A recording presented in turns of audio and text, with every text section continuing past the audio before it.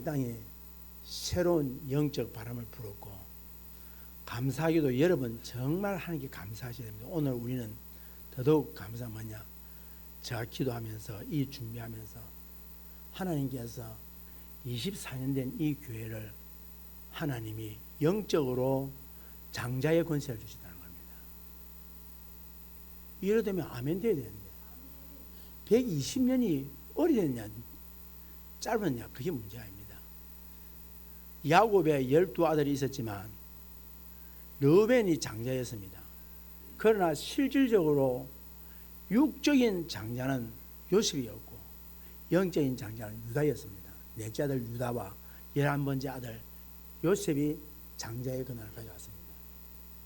이 거창에 영적으로 우리가 교회가 세워진 것은 아주 큰 교회들, 오래된 교회들 비교해서는 도저히 연도적으로 봤을 때는 비교 안 되지만 영적으로 이러한 대변혁을 일으킬 수 있는 교회가 열린 교회 됐다는 거 여러분 정말 축하드리고, 여러분 자부심을 가지고 또 밖에 나가서 열린 교회에 대해서 마음껏 당당하게 가지시길 바랍니다.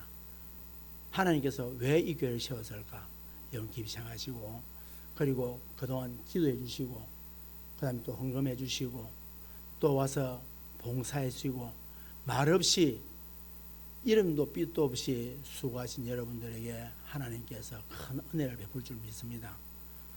그리고 그동안 참 힘들고 어렵고 외롭게 이 길을 우리가 갔습니다. 그렇지만 하나님께서 위로해 주셔서 지금 목사님 이 은혜를 이어서 갈 수 있는 게 뭘까? 목사님 좀 이끌어 주십시오. 그래서 기도하고 같이 가자고 그런 이야기를 했습니다. 모두들 또 내년에 또 합시다. 기도하자고 그랬어요. 이 일이 얼마나 좋았던지. 처음에는 미약하였고, 처음은 보잘것 없었고, 처음은 말이 많았고, 처음은 불평이 많았고, 불만이 많았고, 의문점이 많았지만 이 일을 되게 하신 이가 하나님이신 줄 믿습니다.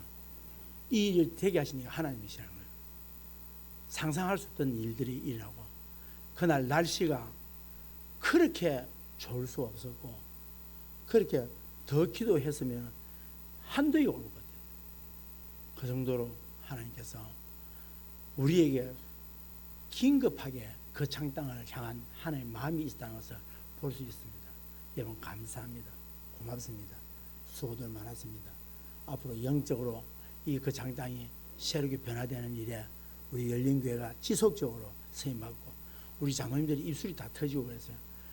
나서지 않았는데 뒤에서 얼마나 애쓰고 기도했든지 입술이 터지고 그래 정말 지쳐 있어요. 그런데 하나님께서 붙들어 주셔서 이 일을 4개월 동안에 이 일을 준비해서 다 마무리 질 수 있었던 거예요. 그래서 지난 주간에 화요일날 해단식을 끝을 내고 다 마무리 짓고 재정도 다 하나님께 채워주셔서 재정이 약 6,700 정도가 나왔고, 그날 헌금이 1,100만 원 정도 나왔어요. 그래서 그 1,100만 원 가지고 우리 이번에 새로운 개척교회가 있다든지 또는 선교지에 교회를 세울 일이 있으면 그걸 세우자고 그 돈을 지금 두었습니다. 그래서 앞으로 언론에서 표신하게 하나님 앞에 그렇게 설 수 있도록 저희들이 해단식을 하면서 그렇게 언론을 했습니다.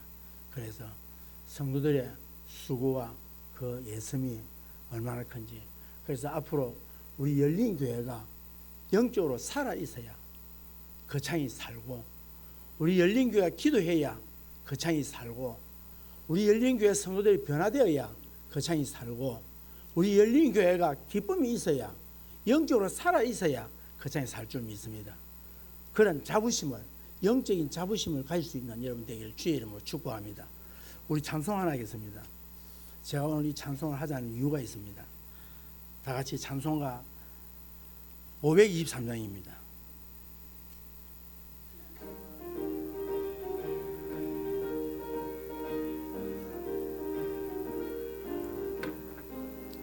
어두운 죄악 길에서 목자 없는 양같이 모든 사람 길 찾아 헤맨다.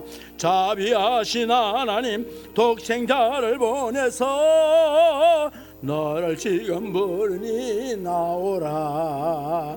이때라 주의 긍휼 받을 때가 이때라. 지금 주께 나와 겸손하게 아뢰러 구원함을 받으리 얻으리. 험한 십자가 위에 달려 돌아가신 주 다시 살아나셨네 기쁘다. 죄인 구원하실 때 어서 주께 나와 거신 은혜 구하라. 이때라 주의 긍휼 받을 때가 이때라. 지금 주께 나와 겸손하게 아뢰러 구원함을 얻으리. 주의 귀한 말씀에 영원 생명이 있나니 주님 너를 용서해 주신다. 주가 부르실 때에 힘과 정성 다하여 주의 은혜 받으라. 이때라 주의 긍휼 받을 때가 이때라. 지금 주께 나와 겸손하게 아뢰러 구원함을 얻으리. 이때라 주의 긍휼 받을 때가 이때라. 지금 주께 나와 겸손하게 아뢰러 구원함을 얻으리. 세월 빨리 흐르고 세상 친구 가는데 너의 영혼 오늘 밤 떠나도 주의 구원 받으며 천국에서 영원히 주야 살리. 이때라 주의 긍휼 받을 때가 이때라. 지금 주께 나와 겸손하게 절하라. 주의 남을 얻으리. 이때라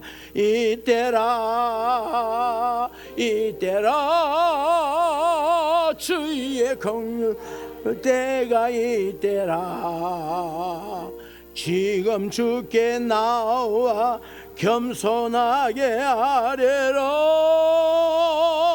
구원함을 얻으리.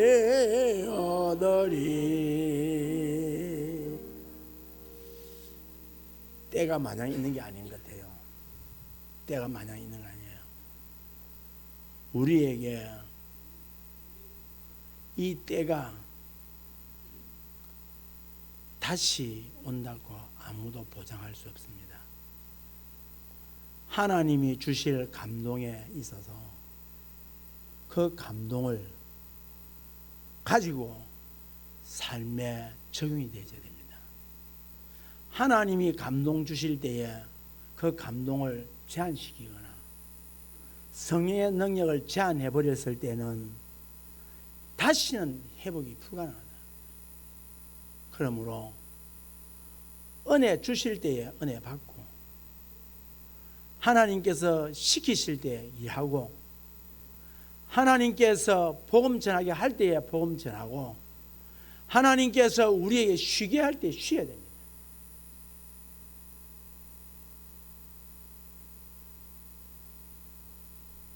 우리가 주위에 보면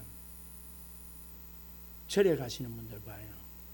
연세다 많은 할머니들이 무릎이 아프면서도 산을 타고 올라가서 불공 드리기 위해서 올라갑니다. 그래서 지나가다가 묻습니다. 할머니, 무릎이 그래 아프면서도 뭐하러 그 절에 가십니까? 그럼 무릎이 더 나면 어떡하실래요? 이래 물어보면 하나님께서 저 할머니께서 뭐라냐, 아이고 그런 소리 하지 마소.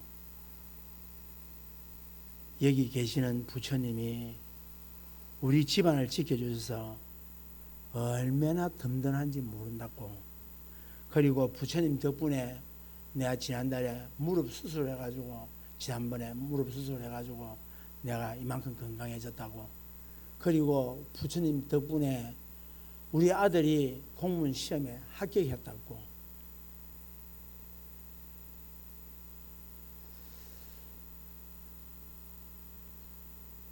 이 이야기를 한단 말이죠. 그리고 제가 요즘 책을 보는 책 중에 하나가, 목사님이 그 책의 내용이 이렇습니다. 말레이시아로 갔답니다. 말레이시아로 여행 갈 일이 있어서 말레이시아로 갔는데, 그 말레이시아 가니까 힌두교 사원이 있더라는 거예요. 그래서 힌두교 사원이 있어서 한번 구경하기 위해서 경내로 들어갔대요. 그러니까 한 젊은 성녀가 빗자루를 가지고 마당을 서고 있더라는 거야. 그래서 마당을 서고 있어서 그 성녀에게 이 목사님이 물었다는 거예요. 당신이 믿고 있는 신이 어떤 분인지 내가 듣고 싶으니까 한번 이야기해 바랬다는 거예요. 그랬더니 그 성녀가 이렇게 이야기합니다. 기뻐하면서 그 빗자루를 놓고 잠시 여기 앉으라고 이야기하면서, 목사님 보고 앉으라고 하면서 그가 자기 신에 대해서 설명하는데 이렇게 설명하답니다. 우리가 믿는 신은요, 우리를 만드셨고요, 우리를 사랑하시고 우리를 지키십니다. 그 신은 우리와 늘 함께 하십니다. 그 신은 우리의 기도를 들어주십니다. 물론 그 기도가 신의 뜻에 합당하지 않으면 우리의 기도를 거절하실 때도 있지만, 우리를 사랑하시기 때문에 끝까지 우리와 함께 하십니다. 이렇게 이야기하더랍니다. 이 이야기를 듣는 순간에 이 목사님이 온몸에 소름이 쫙 끼치더라는 거예요. 왜 그럴까요? 왜 그럴까요? 여러분, 이 이야기를 많이 듣던 이야기 아닙니까? 이 이야기를 많이 듣던 이야기일 거예요. 어디서 들었습니까?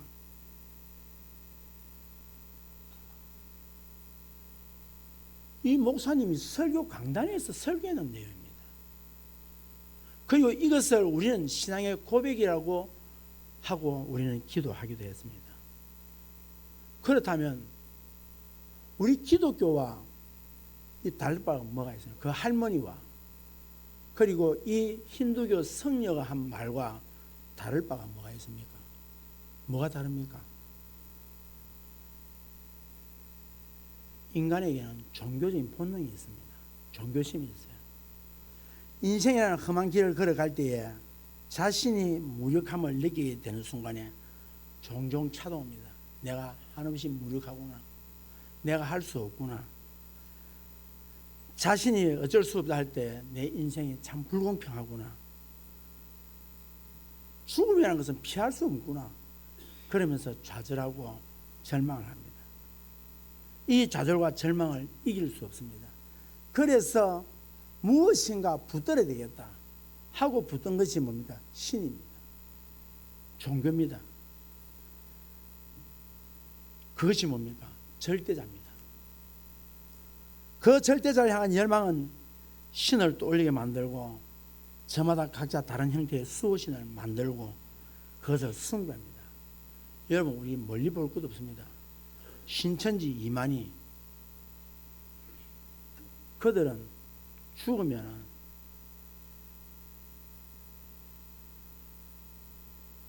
자기 믿지 않는 자기의 부모, 형제, 이웃, 친척이 장차 자기 앞에 와서 다 자기가 왕이기 때문에 앞으로 자기를 섬기게 될 것이라는 거예요. 허경영, 왜 그 사람들이 우리가 말하는 천국표를 1억씩 주고 사야 될 이유가 뭐가 있을까요? 그 사람들이 공부를 안 했습니까? 세상에서 지위가 없습니까?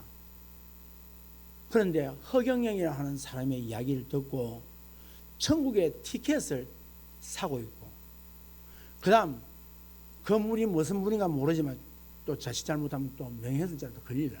서물이라고 하면 물을 사서 마시고, 그 다음에 허경영 사진을 자기 집 앞에 붙여놓고 허경영 자꾸 외치면은 뭔가가 좋은 일이 일어날 것이라고.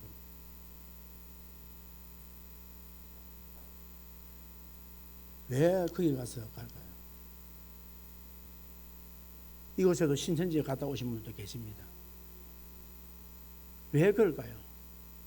왜 박태선, 문선명 같은 자들이 나타나서 그들의 이야기를 들었어야 했으며 그들을 그곳에 가기 위해서 모든 재산을 다 퍼넣어야 되었냐 이 말입니다.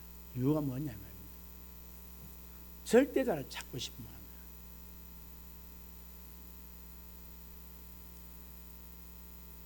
여러분 혹시 하나님에 대해서 수호신 믿음을 가지고 있지 않습니까? 하나님이 나의 모든 것을 지켜줄 것이다.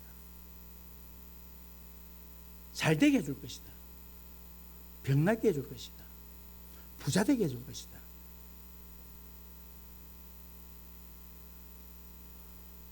수호신 믿음이 가진 사람들에게 있어서 한 가지 문제가 발생됩니다. 자기가 해결할 수 있는 부분은 괜찮은데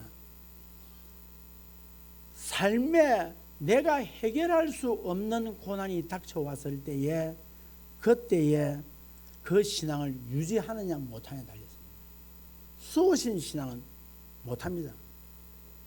여러분 우리 신앙생활 하다가 어려움이 오는 사람 있지 않습니까? 문제가 발생되지 않습니까? 그때 보면은 어떠냐? 저분은 수호신 하나님에 대하여서 수호신 믿음을 가지고 있구나 하는 것을 알 수 있습니다. 어떠냐? 어떤 한계치가 딱 이럴 때에 그때에 자로나 우로나 치우치지 말라 했던 하나님 말씀에 있어서 이 사람들은 거기에서 뭐라고 말하냐? 하나님이 살아 계신다면 내게 이럴 수 있을까? 하나님이 사랑한다면 나에게 이럴 수 있을까? 내가 하나님을 어떻게 섬겨왔는데, 내 신앙생활을 어떻게 했는데, 내가 하나님께 얼마나 드려왔고, 얼마나 안식일을 지켰고, 얼마나 봉사했고, 얼마나 헌신했는데 내게 이럴 수 있을까? 라고 하면서 자기의 삶을 다른 수호신을 찾아가는 경우들이 있습니다. 성경에 신실한 성도들의 모습을 봅니다. 그 중에 예수님의 12제자를 봅니다. 예수님의 12제자가 그들의 삶의 결국이 어떻습니까? 요한을 제외한 나머지 11사도는 마지막 죽음이 비참하게 끝났고 목매에 죽고 목에 칼로 목베임을 당해 죽고 화형당해 죽고 십자가에 거꾸로 못 박혀 죽고, 만약에 이들이 수호신 하나님을 믿었다면 이 길을 갈 수 있었을까 하는 겁니다. 또 성경을 가장 많이 기록했던 사도 바울의 마지막 죽음은 어떻습니까? 사도 바울이 마지막 죽은 자리에 가보면은 목이 비어서 목이 떨어져서 통통통 세 번을 머리가 목에서 칼을 가지고 베었을 때 이 머리가 떨어져서 세 번이 굴러서 난 자리에 보면은 형상을 세 개를 만들어 놨습니다. 이게 뭐냐 물어보니까 로마에 가니까 이곳에서 사도 바울이 목베임을 당해 죽었다는 겁니다. 그래서 그곳에 가니까 사도 바울이 걸어갔던 길을 마지막으로 했다 해서 자갈을 놓고 이만큼 해서 거기가 아무도 들어가지 못하게 하고 그 길 보판에 하나의 그런 그 유적지처럼 만들어 놓은 것이 있습니다. 만약에 수호신 믿음을 지켜봤다면, 살았다면 이런 길을 갈 수 있었을 겁니다. 성경을 보면 하나님을 시키심에 대해서 굳센 믿음을 가지고 있는 사람들이 등장합니다. 그게 누구냐? 이스라엘 백성들입니다. 이스라엘 백성들이 하나님만 있으면은 우리를 보호한다라고 생각을 하고 블레셋과 전쟁을 칠 때에 어떡합니까? 그들이 번개를 가지고 나가서 전쟁을 칩니다. 이 번개는 하나님이 함께하는 번개이기 때문에 이 번개가 있는 한은 세상에 그 어떤 누구도 이길 수 없다라고 생각했습니다. 그 하나님은 우리를 지켜줄 거라고 생각했습니다. 그들은 하나님에 대하여서 조금도 하나님이 우리의 모습을 어떻게 보고 계시며 이 전쟁을 이기는 것이 하나님 뜻인지 지는 것이 하나님 뜻인지 그리고 질 때는 왜 져야 되는지를 그들은 한 번도 생각하지 아니하고 그들의 삶은 무너질 대로 무너졌고 그들은 신앙은 하나님 앞에서 정말로 저주받을 수밖에 없는 마땅한 그런 신앙의 자리에 있으면서도 그들은 뭐냐? 하나님이 우리를 지켜줄 거다. 하나님 우리 지켜줄 거다. 이번에 잘 되게 해줄 거다.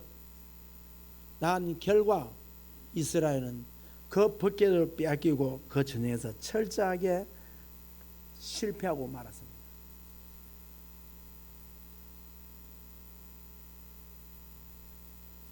그때 이스라엘 백성들이 어떻게 하겠습니까? 수호신이 무너진 겁니다.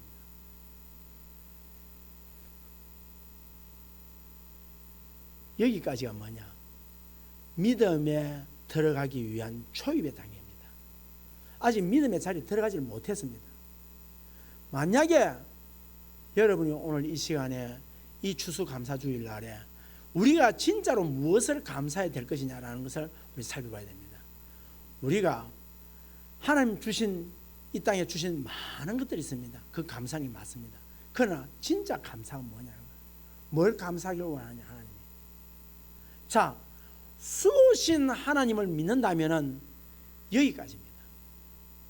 다시 말해서 믿음의 전 단계에 믿음에 들어가지 못하고 믿음의 전 단계에 머물러 있다는 겁니다. 자, 요한복음 6장에 가면 예수님께서 보리떡 5개와 물고기 2마리를 가지고 디베랴 바닷가에 모여 있는 사람들에게 말씀을 전하고 난 다음에 그들에게 떡을 떼주며 물고기를 떼주면서 그들을 배불리 먹였습니다. 그리고는 세어보니까 남자 장정들만 세어보니까 5,000명이 되더라는 거예요. 그리고 먹고 남은 바구니가 물고기 2마리와 보리떡 5개로 시작했던 이 출발이 12바구니가 남더라는 겁니다. 그때에 사람들이 예수님을 왕으로 세우려고 합니다. 그래서 예수님이 급히 디베라에서 건너서 갈릴리 바다로 건너가지고 가버나움으로 급히 옮깁니다. 왕을 삼으려 하니까. 그때에 가버나움 가니까 벌써 그 사람들이 가버나움에 와 있습니다. 그때 예수님께서 말씀하십니다. 뭐라고 말씀하시냐? 너희들이 나를 따라온 이유가 뭐냐는 거예요. 너희들 봤을 때 이 표적을 통하여서 내가 누구인가를 알기를 원치 아니하고 너희들은 또 오늘 또 배부름을 위하여서 나를 쫓는구나 라고 이야기합니다. 너희들의 만족을 위하여서 나를 쫓는구나. 너희 배고픔을 채우기 위하여서 나를 쫓는구나. 너희들은 불신자라. 불신자가 되지 말고 나를 믿는 자가 되라. 주님이 그렇게 말씀합니다. 지금 너희들이 이 표적을 통하여서 내가 너희들에게 뭘 이야기하느냐 하는 것을 너희들 알기를 원치 않는다는 거예요. 주님 뭐다? 내가 바로 하나님 아들 독생자 예수라는 사실을 이 표적을 통해서 보여줬다는 거예요. 하나님께서 구약시대에 출애굽할 때에 그 출애굽 백성들에게 만나와 메추라를 내게서 먹였던 것처럼 오늘 보리떡 5개와 물고기 2마리를 통하여서 이 수많은 사람을 먹였다는 것은 바로 내가 하나님이라는 사실이에요. 이걸 이야기해요. 너희들이 지금 하나님을 보고 있고 내가 하나님의 일을 하고 있다는 사실을 너희들이 모르고 있다는 거예요. 그래서 불신자 되지 말고 믿는 자라는 겁니다. 사랑하는 성도 여러분, 우리에게 지금 이런 질문을 던지고 계십니다. 우리가 교회를 몇 년을 다녔던, 교회에 어떤 직분을 맡았던, 부모님이 목사이든 장로님이든 내 모든 자랑의 허울을 여기서 벗어던지고 주님 앞에 겸손히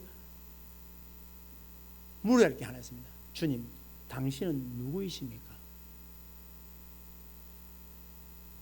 지금 우리 집안을 지켜주고 우리 사업을 지켜주고 내 건강을 지켜주고 내 자녀들을 지켜주는 수호신 하나님이 아닌 당신이 누구이십니까? 성경에서 예수님에 대해서 수없이 이야기합니다. 그런데 딱 한 줄로 이야기하라. 한 줄로. 예수님 누구냐? 예수님 누구냐? 자, 여러분 그 바로 앞에 보면 6장 요한복음 6장 48절을 보겠습니다. 요한복음 6장 48절 48절입니다. 그 바로 앞절에 있습니다. 시작.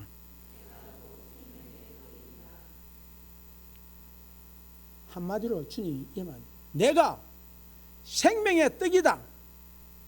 사랑하는 성도 여러분, 여기에 떡을 헬라어로 아로토스라고 합니다. 이 말이 무슨 말이냐니까 이거는 먹어도 되고 안 먹어도 되는 그런 것이 아니고 없으면 아니 되는 밥이라는 거예요.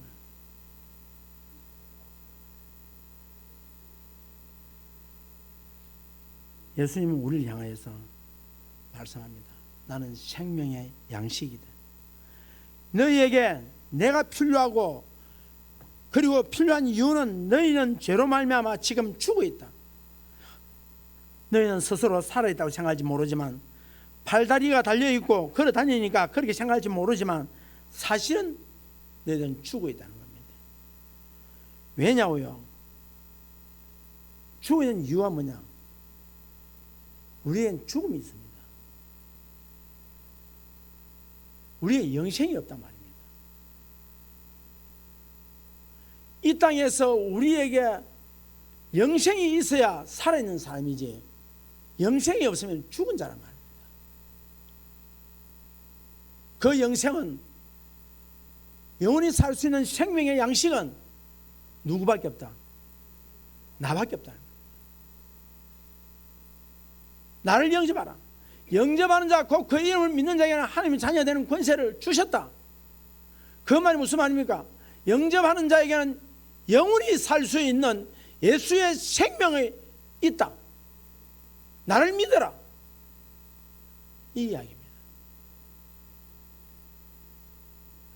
주님께서 이 말하는 겁니다. 무슨 말이냐? 너희들이 구하는 거 내가 얼마나 줄 수 있어. 그런데 너희들이 필요한 게 뭐냐? 너희들 필요할 게 없다. 왜? 너희들 죽는다 이 말이야. 죽는 자들에게 무슨 필요할 게 있느냐? 여러분 병원에 가보십시오. 죽는 자들에게 암이 걸렸거나 또는 시한부 인생을 가지고 있는 환자에게 가보십시오. 그들이 금을 달라 합니까? 또 연예인을 보고 싶다 합니까? 좋은 음식을 먹고 싶다 합니까? 좋은 옷을 원합니까? 그들이 원하는 살고 싶다는 겁니다. 살고 싶다는 겁니다. 내게 생명을 달라는 겁니다. 제가 전에 얘기하는데 김영건 씨 거창 군청의 공무원 목사님 나 살려주시면 내가 목사님 헬기로 태워서 이 거창을 한번 돌겠습니다. 살려만 주시면 다 하겠습니다. 여러분 보십시오. 필요한 게 뭐가 있습니까? 예수님께서 우리에게 주시지 못해서 주시지 않은 것이 아니라 주어봐야 필요가 없다는 거예요.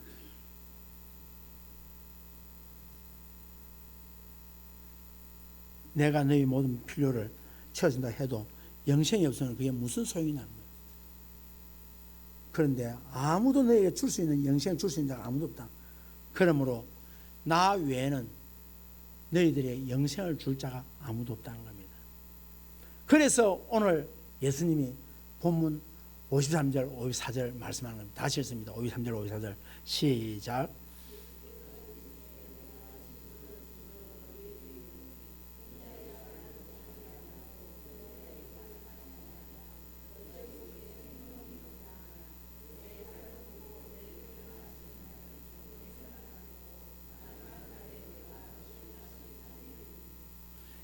이것을 한 문장으로 만들면 뭐랄까요?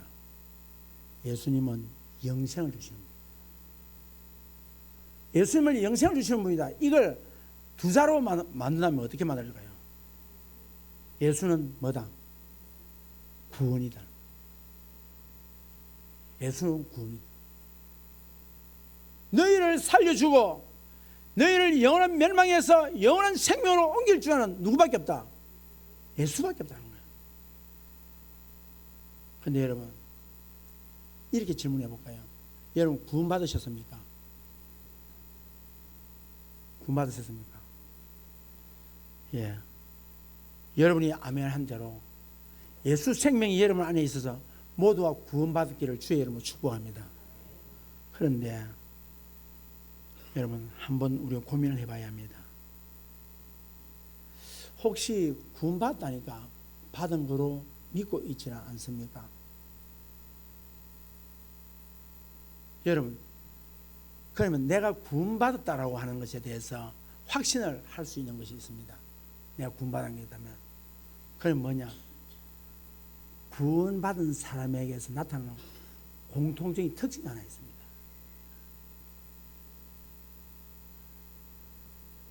여러분 당군신화 여러분 아십니까? 당군신화 아시죠? 그럼 그리스 신화 아십니까?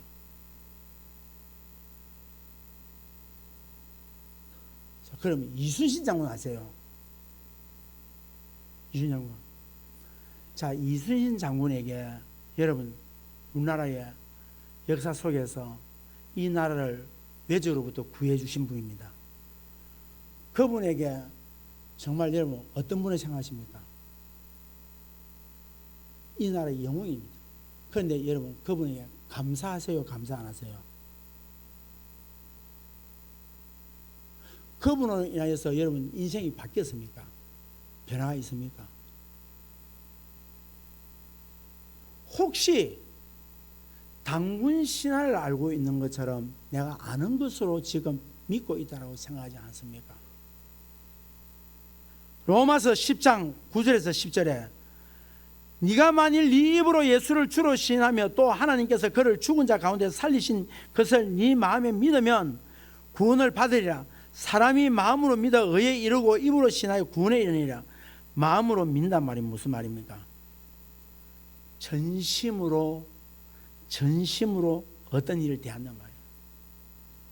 그러면 이 구원에 대해서 내가 전심으로 믿는다면 내게 나타나는 하나의 현상이 있습니다. 그게 뭐냐?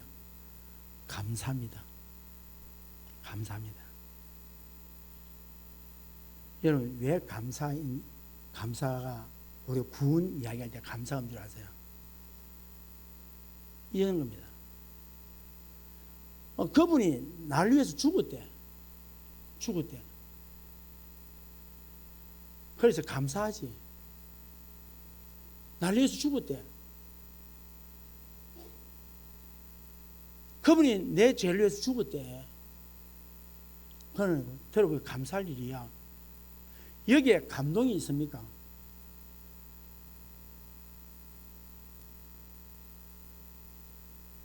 아무런 변화가 없습니다. 혹시 그분의 히스토리, 그분의 역사, 그분의 삶의 자리 보니까 참 그렇게 너무 억울하게 살았어. 너무 고통스럽게 살았어. 과거에 성찬식 할 때에 예수님 성찬 떡을 나누고 잔을 나눌 때 어떠합니까? 그분이 십자가에 박혀 그분이 얼마나 아팠을까? 가시관을 썼으니 얼마나 아팠을까? 옆구리에 창이 찔렸으니 얼마나 아팠을까? 그 생각이 눈물 나는 거예요. 진짜로 구원에 감사해서 눈물 나는 것이 아니라 그분의 히스토리 때문에 혹시나 눈물 흘리지 않았습니까? 우리의 과거를 한번 떠올려 봅시다. 하나님께 감사를 올릴 만한 일이 정말 얼마나 많이 있었습니까? 우리 가족의 건강을 지켜주시고 사업상 큰 위기에서 우리 가족을 건져주시고 망망했던 시험에 합격하게 해주시고 얼마나 감사합니까? 그런데 여러분 그 기도 마지막에 혹시 이 기도 하셨습니까? 그렇지만 하나님 이렇게 감사할 일들이 많이 있지만 이것은 내가 받은 구원의 감사에 비교가 되지 않습니다.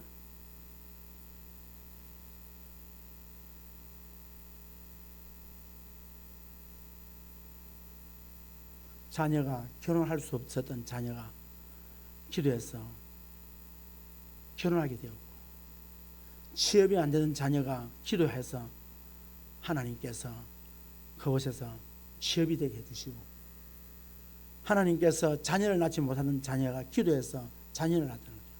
감사해서. 그 뒤에 기도가 어떻게 감사하십니까? 하나님. 그렇지만 이 모든 감사할 일도 다 있지만 이것에 대해서 하나님, 구원받은 것보다 감사할 게 있겠습니까? 말을 맺습니다. 어느 딸이 회사로 출근을 했습니다. 출근했는데 책상에서 전화벨이 울립니다. 따라락 울립니다. 전화를 받으니까 엄마의 전화였습니다. 딸아, 엄마가 오늘 아침 건너무로 지나다가 크게 교통사고 날 뻔했다. 엄마 지금 어디야? 네, 지금 병원에 있어. 어느 병원이야? 달려갔습니다. 달려가니까 엄마는 아무렇지나 서 있는데 엄마 옆에 응급실에 침대에 한 아저씨가 상처를 엄청나게 입고 교통사고를 당해서 누워 있습니다. 엄마 괜찮아, 괜찮아. 어쩌다 그래 됐어? 내가 아침에 사실은 건너물 건너다가 휴대폰을 가지고 보고 건너다가 달려오는 차를 모르고 지나가고 있었을 때 이 아저씨가, 옆에 있는 이 아저씨가 나를 와서 나를 밀쳐내고 자기가 대신 바쳤단다. 그럼 어떻게 감사해야 됩니까? 감사해야 되겠죠. 뭐라 해야 되겠습니까? 이 아저씨한테. 딸은 우리 딸을, 우리 어머니를 살려주셔서 감사합니다 라고 이야기 될 건데, 아저씨 감사해요. 오늘 지옥 같은 회사를 탈출하게 해주셔서 너무 감사합니다. 오늘 오후에 정말로 상사들 보기 싫은, 꼴 보기 싫은 상사들하고 회의를 해야 되는데 그걸 안 해주셔서 너무 감사합니다. 그렇게 한다면 어떨까요? 그게 옆에 있던 이 어머니를 살려주었던 이 아저씨는 어떨까요? 진짜 마음에 힘들지 않았겠습니까? 오늘 이곳에 하나님이 주셨던 이 오곡백과를, 과일을 다 우리가 보고 있습니다. 하나님 주셔서 감사합니다. 과일도 주시고요, 뭐도 주시고 뭐도 주시고 감사합니다. 그런데 하나님 날 살려주신 거 감사합니다. 날 살려주신 거 감사합니다.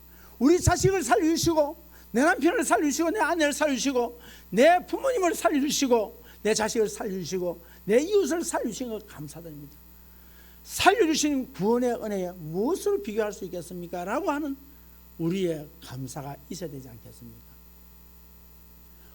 어느 무엇보다도 우리가 주신 것 모든 다 감사하겠지만 오늘 이 추수감사절에 진짜 감사드릴 것은 이스라엘 7대 절기 중에 이 초막절은 아직까지 이루어지지 않았습니다. 장차 알고 기대어서 하나님 나라에 우리가 들어갈 수 있다는 것은 이것은 우리가 감사할 일이라 이 말입니다. 사랑하는 성도 여러분, 오늘 이 추수감사절에 진짜 감사할 것은 내가 억만제약 가운데에서 멸망받고 저주받아 멸망받을 수밖에 없는 나를 살려주셔서 하나님의 백성 되게 해주심에 진심으로 감사하는 이름 되기를 주의 이름으로 축복합니다.